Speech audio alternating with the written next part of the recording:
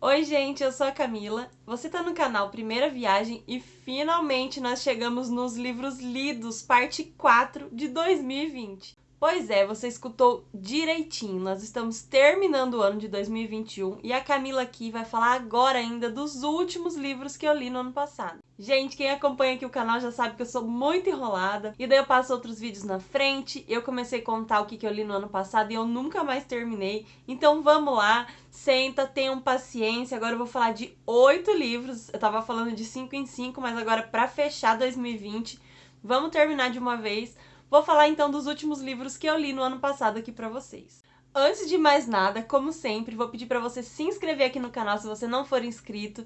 Já deixe seu curtir se você gosta desses vídeos de livros lidos, listas de livros. Se estão gostando aqui do canal, deixe um comentário, contem tudo aqui pra mim. Eu vou ficar muito feliz de saber algum retorno de vocês. E eu espero muito que vocês se sintam bem e que continuem sempre por aqui. Muito obrigada! Então bora lá falar desses últimos livros. Alguns já tem até resenha aqui no canal, eu vou contando pra vocês. Eu vou tentar falar assim bem rapidamente, pra esse vídeo não ficar muito longo e vocês não enjoarem da minha cara aí, contando dos livros ainda do ano passado. Bom, eu já falei então 3 partes dos livros lidos aqui de 2020. Então eu já falei sobre 15 livros, agora eu vou falar de mais 8. No total foram 23 livros no ano passado. Na verdade foram 22 livros e mais um conto, vou explicar tudo aqui agora pra vocês. Eu me propus, assim, a minha meta era ler 2 livros por mês, pelo menos, então seriam 24 livros no ano passado. Teve mês que eu li 1, teve mês que eu li 3, mas quase eu atingi essa meta dos 24 que eu queria. E assim, minha quantidade de leituras sempre é uma quantidade estranha para as pessoas, vamos dizer assim. Porque quem não tem o hábito de ler, alguns amigos, pessoas da família, acham que eu leio demais. Você é louca, lê muito. Como pode ter lido 23 livros em um ano?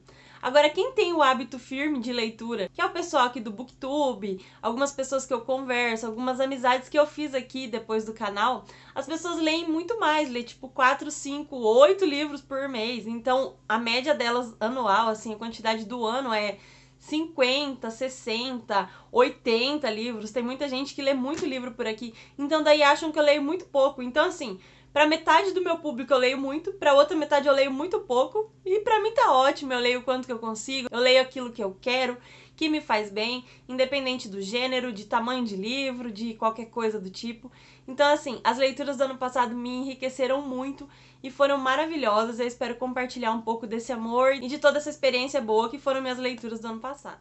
Bom, então, o livro número 16 que eu li no ano passado foi A Corrente. Tem resenha aqui no canal. Eu gostei demais desse livro, é um thriller muito eletrizante. Nesse livro nós vamos conhecer a Rachel. A Rachel tem a filha dela, a Kylie, indo pra escola, num ponto de ônibus, um dia normal, até que a Kylie é sequestrada. Os sequestradores entram em contato com a Rachel, falando que eles precisam de um valor lá, uma fiança, pra ela ter a filha de volta.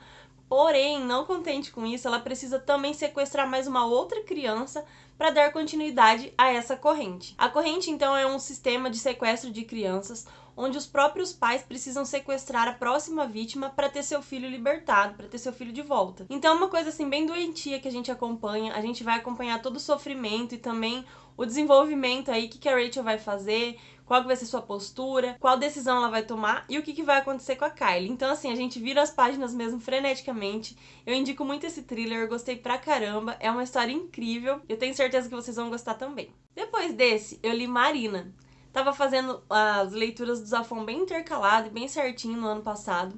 Então eu tava lendo um livro Zafon, um livro não Zafon.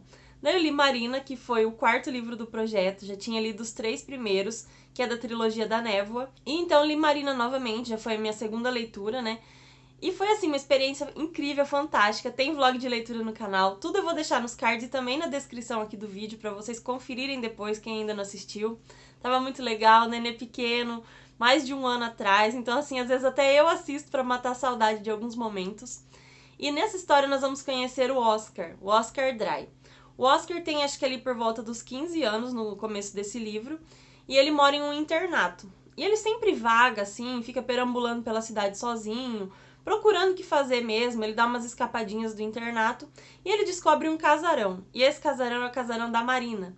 Eles fazem uma grande amizade, inclusive com o pai da Marina também. E um belo dia ele sai com a Marina pra xeretar um pouco as coisas, e a Marina mostra uma situação assim que ela vê às vezes em um cemitério que ela fica muito intrigada, ela acha muito estranho, E é claro que os dois vão se meter na maior enrascada, numa grande aventura sombria e misteriosa. Vão revirar coisas do passado, bem assim, tramas à la Zafón, como a gente gosta, como a gente conhece. E assim, esse livro é um livro incrível, uma narrativa maravilhosa. A gente percebe uma evolução muito grande da narrativa do Zafón, da escrita dele.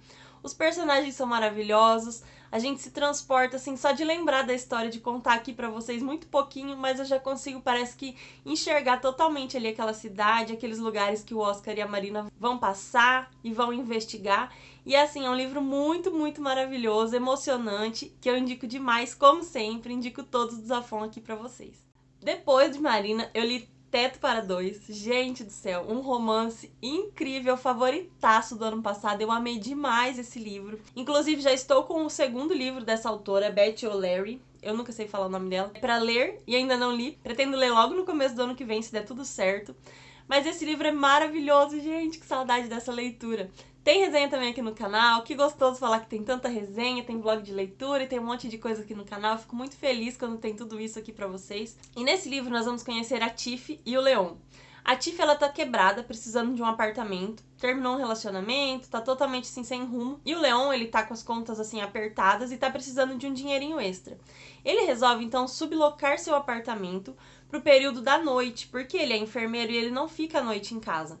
Então ele pensa, eu posso tentar alugar meu apartamento para alguém que vai vir só para dormir, que trabalha durante o dia. E nos finais de semana ele passa com a namorada, então também não teria problema. A Tiff trabalha durante o dia, estaria em casa à noite, então eles resolvem combinar dessa forma, porém o apartamento tem uma cama. A gente até vê aqui na capa essa cama que eles vão compartilhar sem estarem juntos ao mesmo tempo. Será que isso vai dar certo? Qual será o desenvolvimento, qual será o desfecho dessa história? A gente já imagina que em algum momento eles vão se esbarrar, eles vão se conhecer, vai acontecer algum relacionamento, alguma interação entre eles, mas é um romance maravilhoso, assim, incrível, gente do céu, acho que é o romance que eu mais gostei em toda a minha vida, eu indico demais. Eles se comunicam através de post-its, aqui atrás a gente até tem alguns post-its. E assim, eu achei a premissa desse livro muito, muito criativa, muito inovadora e eu gostei pra caramba. Vocês precisam ler Teto para Dois. Gente, depois desses livros, o que aconteceu? Teve a Black Friday e eu comprei meu Kindle, que eu amei muito, indico demais o Kindle pra vocês.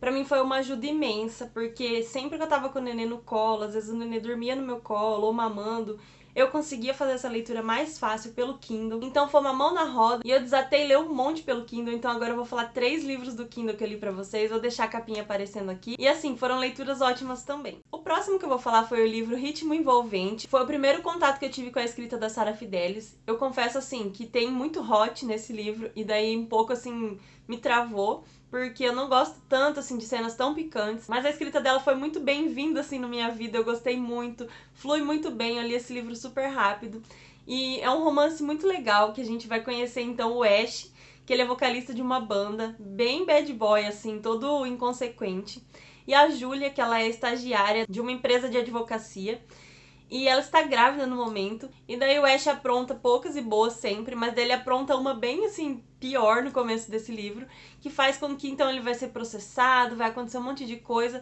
e a Júlia vai ser tipo uma fiscal, ela vai ter que ficar, inclusive, morando na casa dele, lá na casa que a banda mora, pra vigiar mesmo, pra ficar de perto, assim, de olho nele, pra que ele não apronte mais nada. Então ele não pode mais beber, não pode ir em festas, não pode se envolver em nenhum problema, até que corra todos esses trâmites aí do processo, pra essa empresa tentar limpar a barra do Ash. Eles vão se envolver, vão se encantar um com o outro, tem todo um clima bom aí de romance, tem as músicas da banda, então é um clima maravilhoso que a gente vai acompanhar, é muito rápida essa leitura.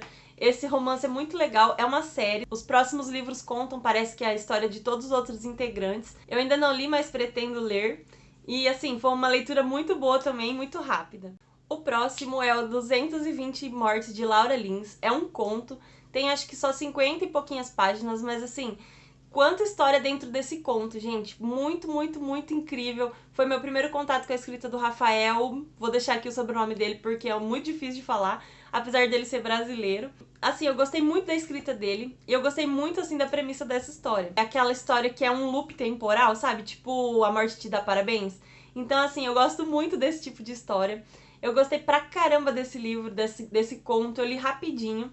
E o que vocês fariam se você visse sua amiga morrer várias vezes na sua frente? É isso que o Daniel vai enfrentar nesse conto. O Daniel vai se ver preso, então, nesse loop temporal, que ele tem que tenta dar um jeito da amiga dele, da Laura, não morrer, mas ele falha miseravelmente todos os dias e eles vivenciam essas mortes por 220 vezes.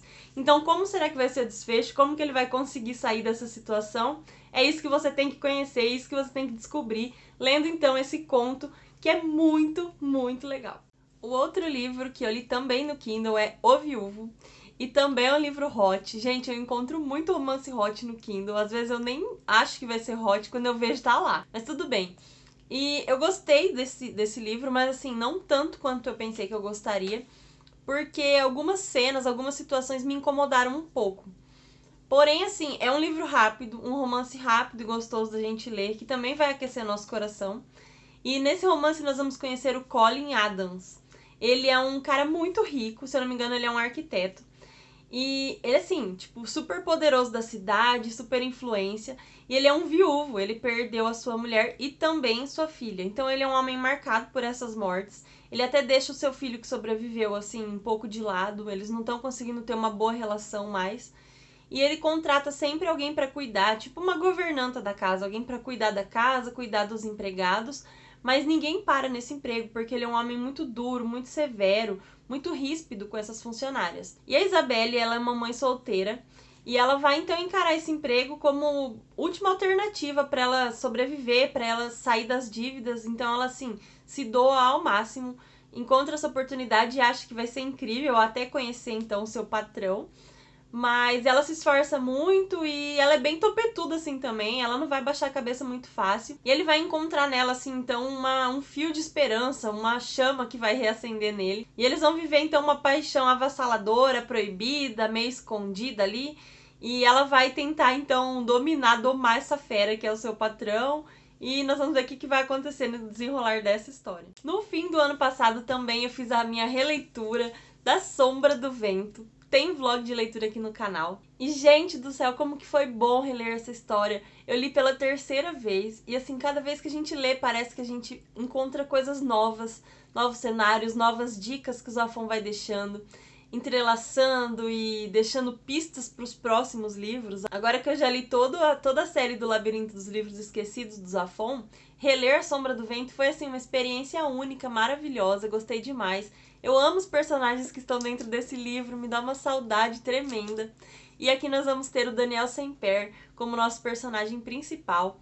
No começo do livro ele é bem menino, bem novinho, e o pai dele apresenta então para ele esse lugar em Barcelona, que é o Cemitério dos Livros Esquecidos. E o Daniel vai com o pai e encontra assim um lugar cheio de livros, livros que foram esquecidos, abandonados, livros que estão escondidos. E quando a pessoa entra pela primeira vez no Labirinto dos Livros Esquecidos, ela tem o direito de pegar um livro para ela. Mas na verdade, assim, acredita-se que o livro que escolhe a pessoa. Olha que profundo que é isso. Então o Daniel começa a se perambular por aquele lugar e ele se depara com um exemplar de A Sombra do Vento, de Julian Carax. Então ele pega esse livro, porque parece que ele não tem mais nem escolha. Realmente ele sente assim essa interação, essa ligação dele com o livro.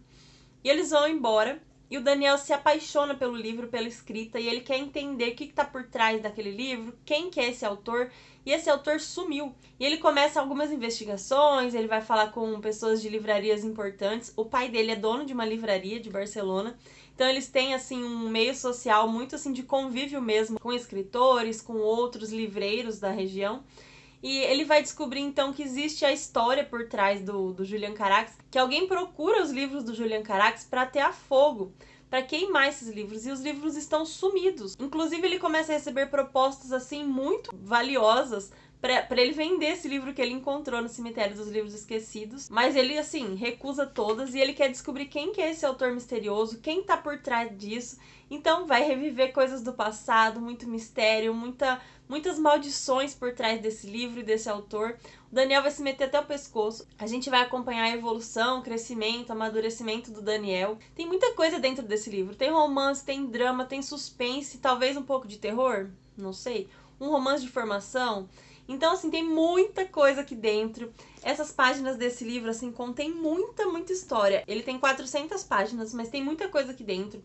É um livro, assim, bem complexo, bem denso da gente ler em alguns momentos. então a gente tem que digerir. Eu levo um tempão lendo Zafon, porque eu começo e não leio todo de uma vez, apesar daquilo ficar comigo o tempo todo. Então eu posso ter lido 2 páginas, mas eu fico pensando naquilo ao longo do dia. Isso é o que mais me comove, que mais me conquista em um livro, e o Zafon faz isso como ninguém. E eu fechei o ano com esse livro que me acompanhou por muitos meses no ano passado, que foi A Evolução de Calpurnia Tate. Esse livro eu posso falar que ele é um romance de formação, será? Assim, a gente vê mesmo a vida, a jornada da Calpurnia, assim, um pouco do crescimento dela em algumas etapas da vida, mas é um livro bem linear, bem parado. Então, assim, quando eu pegava, a escrita até fluía bem, eu conseguia enxergar as descrições, os lugares, e conseguia estar ligada ali com a história enquanto eu tava lendo. Mas eu não consegui uma ligação forte, uma interação, assim, um vínculo de verdade com nenhum personagem muito bem desse livro. Então, assim, a leitura ficou arrastada. Enquanto eu não pegava, também não tinha vontade de retomar a leitura. Eu terminei mesmo, assim, por terminar. Mas é um livro que não fluiu muito bem pra mim. Ele fala muito de biologia, de animais, eles estudam um pouco isso. É até interessante ver essa jornada, essas descobertas dela e do avô. A Calpurnia, ela é novinha, deve ter uns 13 anos no começo do livro. E ela e o avô vão começar a tentar desbravar algumas coisas que eles não sabem, as respostas. Como, por exemplo, por que tem alguns gafanhotos que são amarelos, outros que são verdes? Por que um é maior, o outro é menor? Então eles vão coletar plantas e insetos e coisas assim na beira do rio. A gente consegue enxergar aquela fazenda, aquele lugar que eles moram. Mas foi uma experiência boa, gostosa de ler. Não releria, porque assim, achei muito sem altos e baixos e sem muitos acontecimentos marcantes. Mas é um livro, assim, gostosinho pra você ler sem altas expectativas e sem esperar reviravoltas mirabolantes e sem nada, assim, muito diferentão. Gente, consegui terminar de contar pra vocês tudo que eu li no ano passado. Estou muito feliz, nem acredito que esse dia chegou. Agora já estamos em dezembro. Analisa. E logo já vou começar a contar tudo que eu li em 2021. Eu espero muito que vocês tenham gostado. Eu contei aqui pra vocês, então, de 22 livros que eu li no ano passado e mais um conto. E assim, de um modo geral, eu adorei as leituras do ano passado, favoritei alguns livros, outros nem tanto. Tive a experiência do Kindle no final do ano, que pra mim foi muito boa. Fluiu muito essas 3 leituras, eu li rapidinho. Eu tava lendo intercalada com alguns outros, tipo A Sombra do Vento e Calpurnia Tate.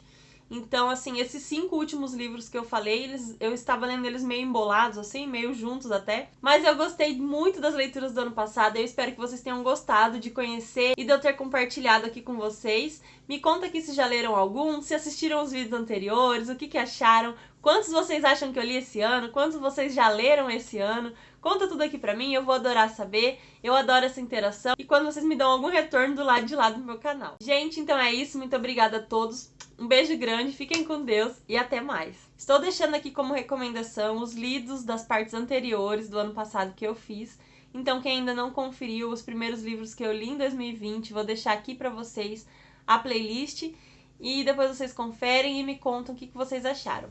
Beijão!